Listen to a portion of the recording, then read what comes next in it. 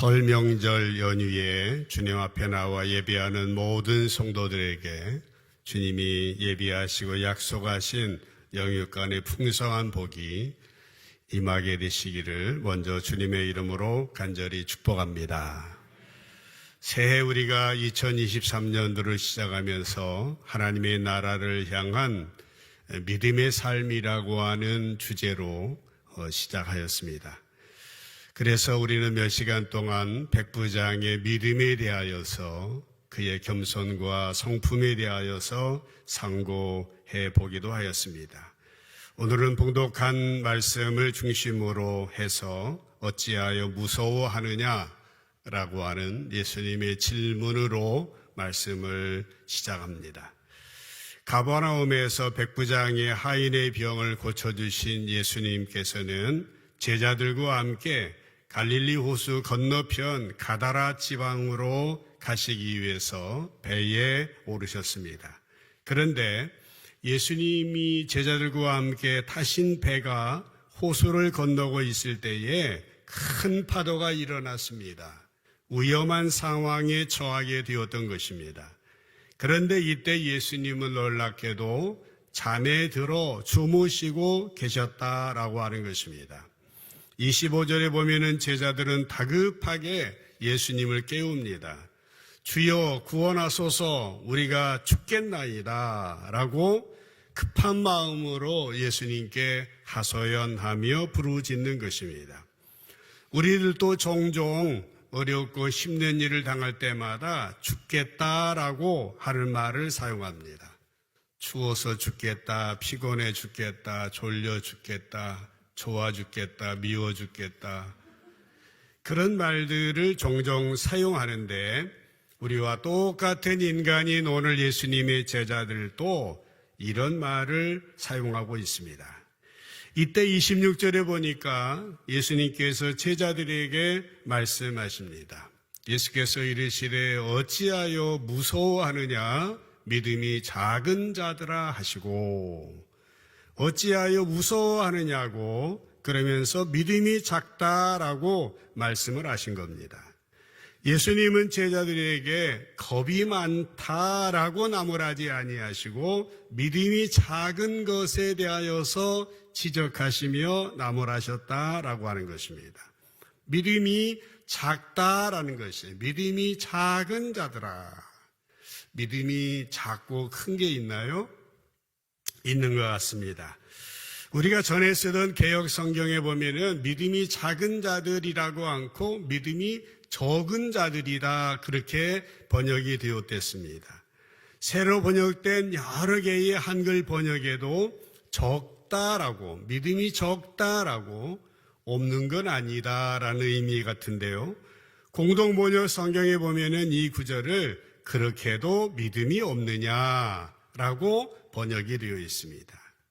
이제 예수님께서 제자들의 모습을 볼 때에 믿음이 적기도 하고 작기도 하고 없기도 하고 왜 그렇게 두려워하느냐 그렇게 무서워하느냐고 책망 나무라신 것이죠.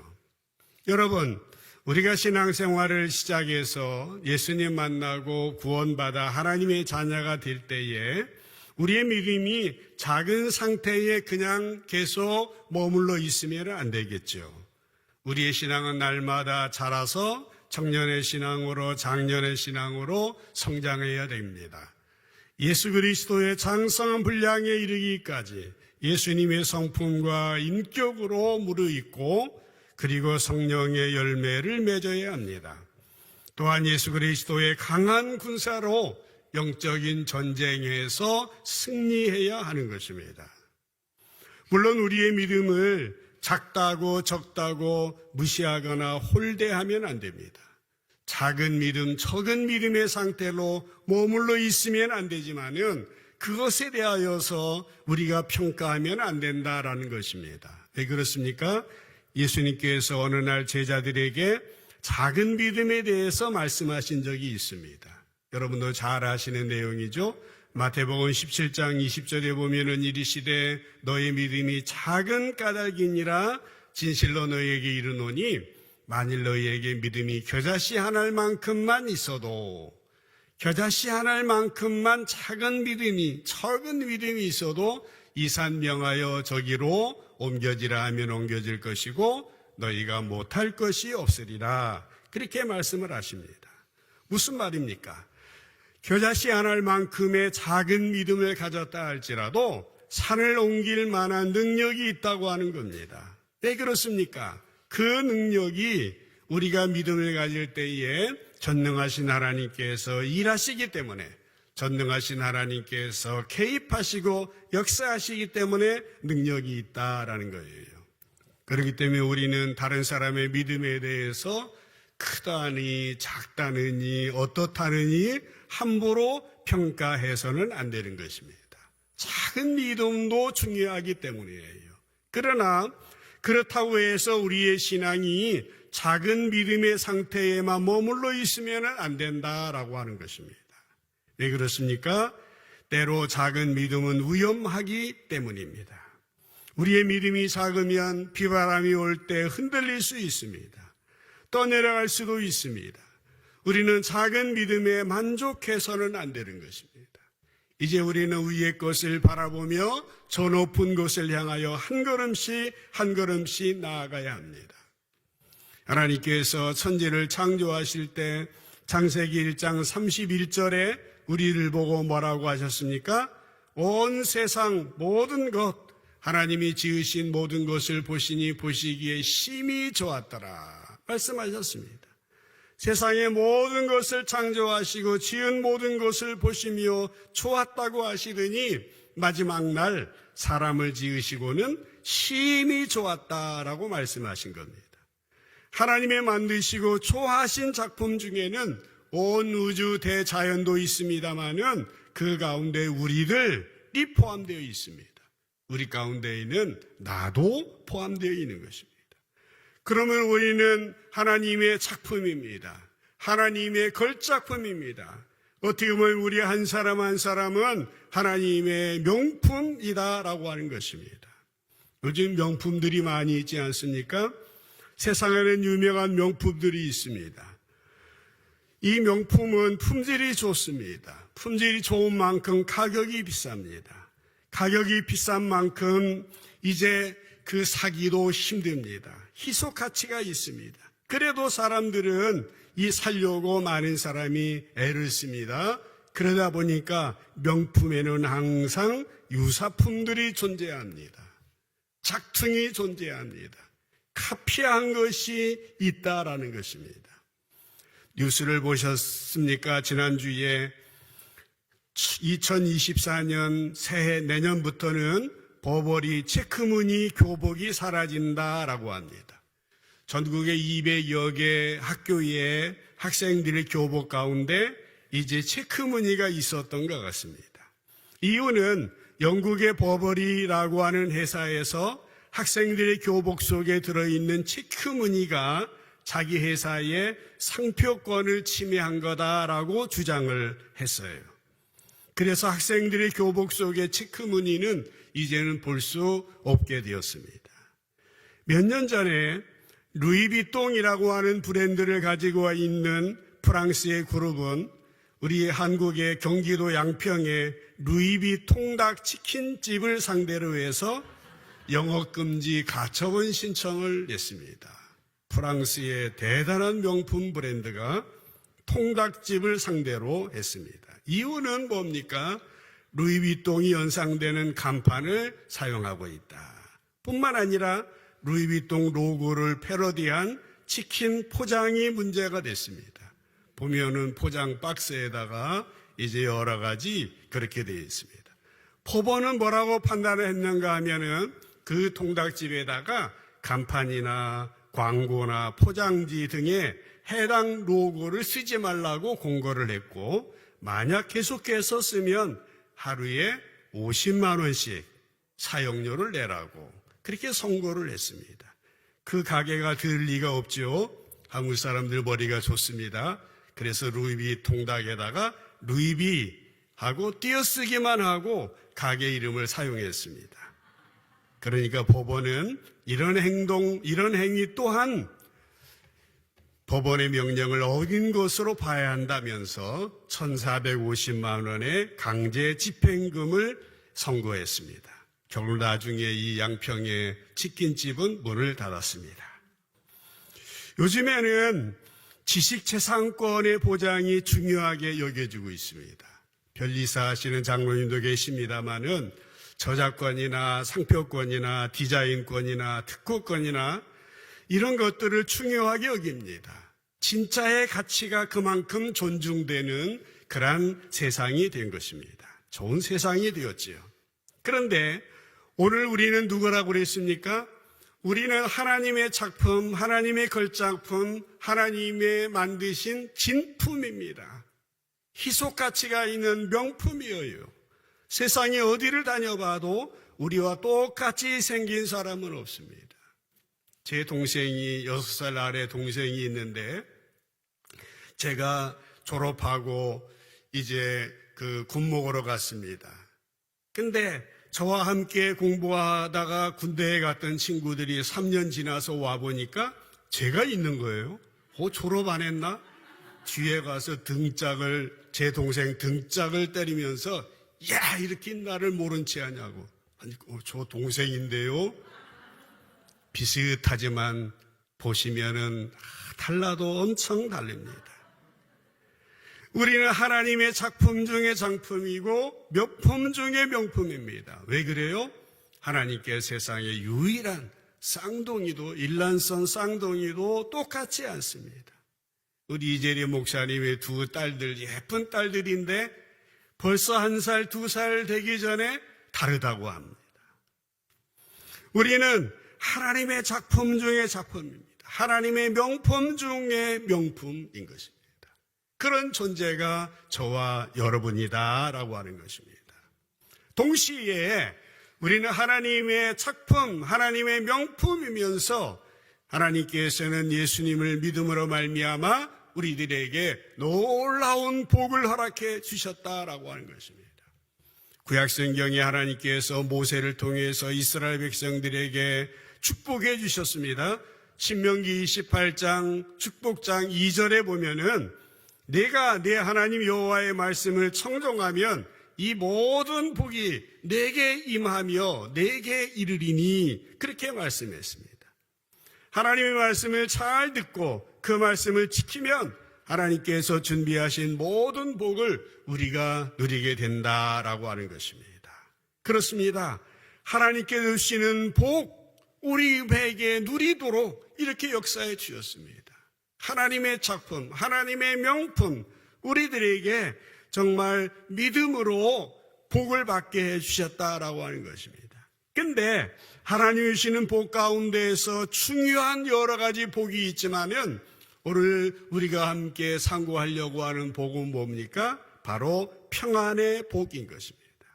하나님께서는 저와 여러분들에게 정말 하나님의 형상대로 피조한 명품 중의 명품으로 우리에게 복을 주시되 평안의 복을 주셨다고 하는 것입니다.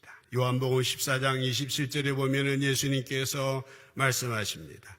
평안을 너희에게 끼쳐노니 곧 나의 평안을 너희에게 주노라. 내가 너희에게 주는 것은 세상이 주는 것과 같지 아니하니라. 너희는 마음에 근심하지도 말고 두려워하지도 말라. 그렇게 말씀했습니다. 사랑하는 성도 여러분, 하나님이 저와 여러분에게 명품으로 삼아주시고 복을 주시되 평안의 복을 주셨다고 하는 사실 믿게 되시기를 주님의 이름으로 간절히 축복합니다. 그런데 하나님이 주시는 이 평안의 복은 뭐라고 했습니까?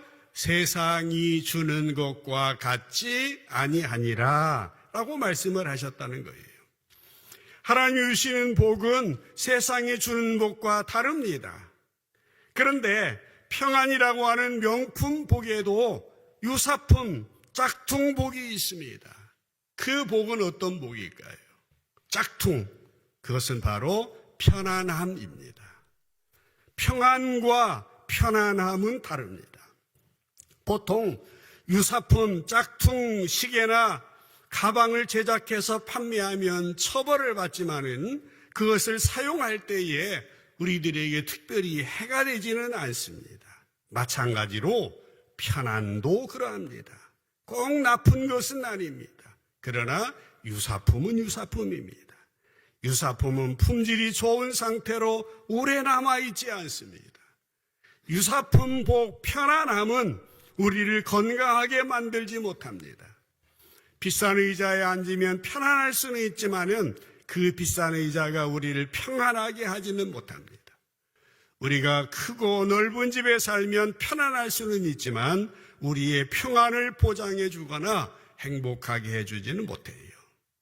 편안함은 하나님이 주시는 진짜 복, 평안과 다릅니다. 그래서 우리들을 어릴 때는 그 편안함 때문에 게으르기도 하고 나태하게도 하는 것입니다. 사랑하는 성도 여러분, 편안함은 돈이 있으면 누릴 수 있습니다. 적절한 금액만 지불하면 음식도 해 먹을 필요가 없지요. 빨래도 청소도 안 하고 편안하게 지낼 수 있습니다. 여유만 있고 돈만 있으면 얼마든지 편안함을 누릴 수가 있습니다. 그러나 이 편안함은 돈으로 살 수 있을지는 몰라도 하나님 주시는 진짜 복인 평안은 구할 수가 없습니다. 이렇게 돈은 가짜 복인 편안함을 누리는 데는 유용하지만 진정한 복인 평안을 얻는 데는 크게 도움이 되지는 않는다라고 하는 것입니다. 그러면 진짜 복인 평안은 어떻게 얻을 수 있습니까? 돈으로 얻는 것이 아니죠. 오직 하나, 예수님을 믿음으로 주님 안에서 누리는 것이 바로 진짜 복인 평안인 것입니다. 저는 우리 삼성제일교회에 속한 모든 성도들이 정말 예수님 안에 있고 친정한 믿음 안에 있어서 편안만이 아니라 평안의 복을 누리는 2023년도 되어질 수 있기를 주님의 이름으로 간절히 축복합니다.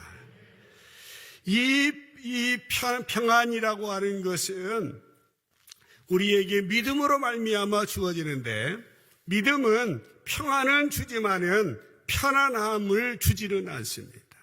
하나님께서는 때로 우리를 연단하시기 위해서 가난하게도 하시고 역경 가운데 처하게도 하십니다. 편안하지 않게 하시는 때가 있다라고 하는 것입니다.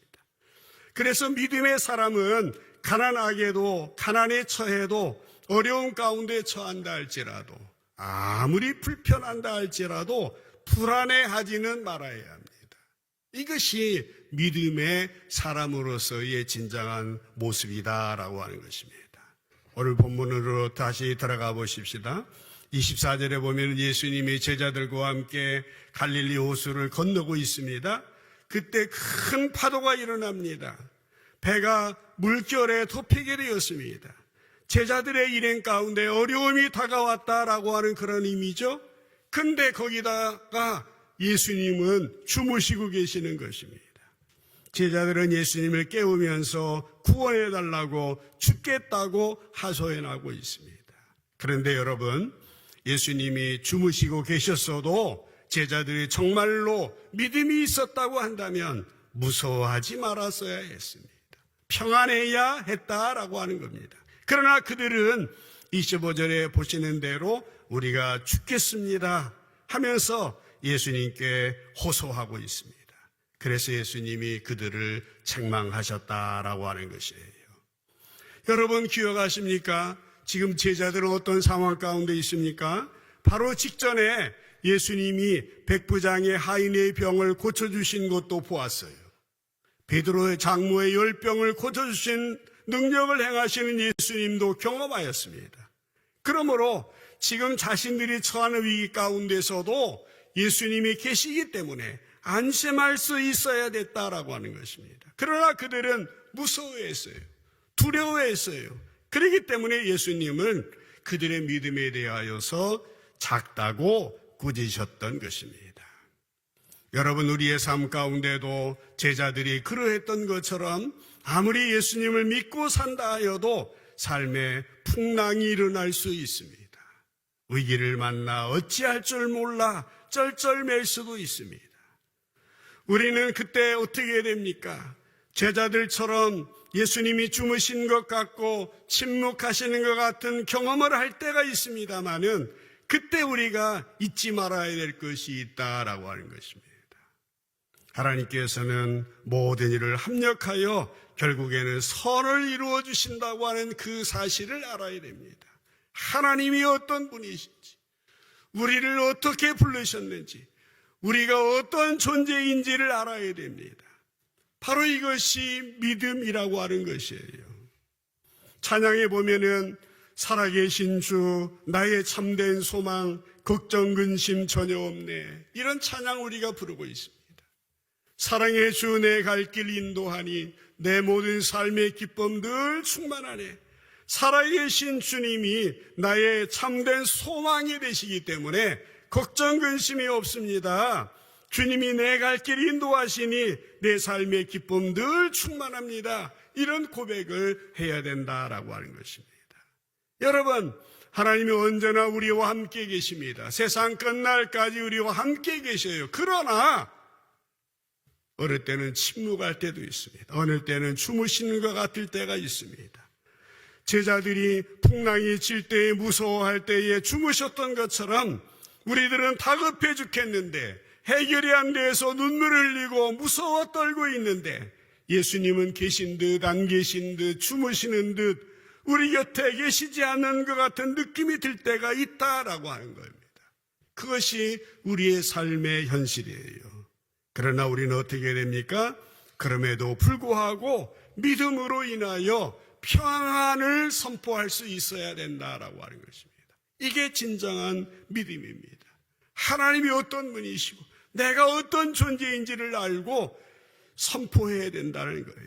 예수님께서는 요한복음 16장 33절에서 말씀하십니다. 이것을 너희에게 이루는 것은 너희로 내 안에서 평안을 누리게 하려 함이라. 세상에서는 너희가 환난을 당하나 뭐라고 했습니까? 담대하라, 내가 세상을 이기었노라 말씀하십니다. 따라합시다. 담대하라, 담대하라, 내가 세상을 이기었노라.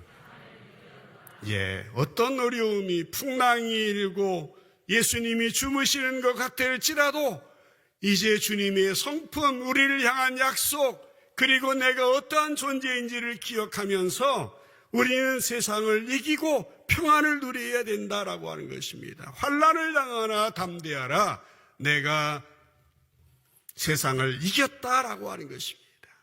구약의 다윗이라고 하는 우리의 신앙의 선배는 시편 3편 5절에서 노래했습니다.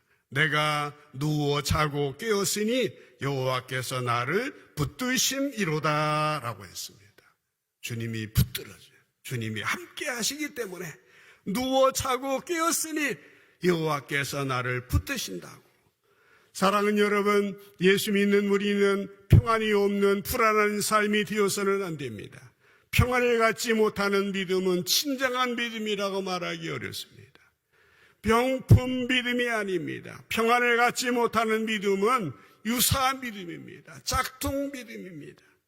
그래서 찬송 시인은 찬송 369장 3절에서 금신 걱정 무거운 짐 아니 진자 누군가 피난처는 우리 예수 주께 기도드리세, 그렇게 노래하고 있습니다. 근심 걱정 무거운 짐 안 진 사람 없어요. 그러나 피난처는 우리 예수님입니다. 수고하고 무거운 짐진 자 다 내게로 오라, 내가 너희를 편히 쉬게 하리라. 그 다음에 보면은 세상 친구 멸시하고 너를 조롱하여도 예수 품에 안기어서 참된 위로 받겠네, 이렇게 노래하고 있습니다. 세상이 멸시하고 조롱한다 할지라도 주님 안에 있을 때에 위로받고 평화를 누린다라고 하는 것입니다. 이것이 진정한 믿음의 삶인 것입니다. 여러분, 새해를 시작하였습니다. 이 한 해가 어떻게 돌아갈지 아무도 모릅니다. 미래학자들 여러 사람들은 위기에 대한 얘기를 많이 하고 있습니다. 사실 우리 가운데 불안한 마음도 있고 두려운 마음, 걱정스러운 마음도 없지 않습니다. 오늘 제자들, 갈릴리 호수의 제자들이 경험한 것처럼 큰 파도를 만날 수도 있습니다. 또 큰 파도를 만나 죽을 것 같은데 예수님은 주무시고 침묵하시는 것과 같은 경험을 할 수도 있다라고 하는 것이에요. 그러나 이 시간 우리가 기억해야 될 것은 뭡니까? 우리는 누구냐라고 하는 것입니다. 우리는 하나님의 자녀이고 하나님의 작품이고 하나님의 명품이고 우리에게 믿음의 복을 주시고 우리에게 평안의 복을 주셨다라고 하는 것입니다. 예수님은 세상 끝날까지 우리와 함께 하시겠다고 약속을 하셨다라는 것입니다. 세상 끝날까지 함께 하시겠다. 이것이 주님이 승천하시면서 우리에게 주신 약속의 말씀입니다. 옛날에 제자들에게 주신 약속만이 아니라 오늘 우리들에게, 그래서 예수님의 이름이 뭡니까? 임마누엘이죠. 임마누엘. 세상 끝날까지 우리와 함께 하신다고 말씀을 하고 있다라고 하는 것입니다. 비록 우리가 살아가는 삶의 조건은 넉넉하지 못하고 순탄하지 못한다 할지라도, 어려움이 있고 역경이 장애물이 있다 할지라도 우리는 믿음으로 나가야 되는 것입니다. 윈드서핑을 하는 사람들이 있지 않습니까? 윈드서핑은 뭡니까? 파도 타는 거 아닙니까? 바람이 불어오고 파도가 이제 밀려오게 될 때에 윈드서핑하는 사람들은 준비하고 기다리고 파도를 타고 파도를 넘어서 저 넓은 태양으로 나아가는 거 아니겠습니까? 하나님께서 오늘 우리들 앞에 예비하신 넓은 세상이 있습니다. 오늘 지금 우리의 상황은 어떠할지라도 하나님과 합력해서 선을 이루어 주시는 분이시라는 것입니다. 부디 전능하신 하나님이 살아계심으로 인하여서 평안의 복을 누리는 여러분 되시기를 주님의 이름으로 축복합니다. 내 삶의 주인 되신 예수님이 함께 계심으로 인하여서 평안을 복을 누리는 명품 인생들이 되어야 하겠습니다. 오늘 주님께서는 제자들에게 뭐라고 말씀하십니까? 풍랑이 일어서 두려워하는 거, 주무시고 있으니까 걱정되는 거 당연한 일 아닙니까? 그러나 주님은 여기에서 말씀해 주십니다. 어찌하여 무서워하느냐? 믿음이 작은 자들아, 큰 믿음을 가져라, 강한 믿음을 가져라. 주님이 말씀하고 계시는 것입니다. 부디 2023년 한 해 살아가는 어간 동안 임마누엘 되신 주님 붙들고 능력의 주님 붙들고 정말 평안의 복을 누리는 명품 인생 되어지시기를 주님의 이름으로 간절히 축복합니다. 기도하시겠습니다.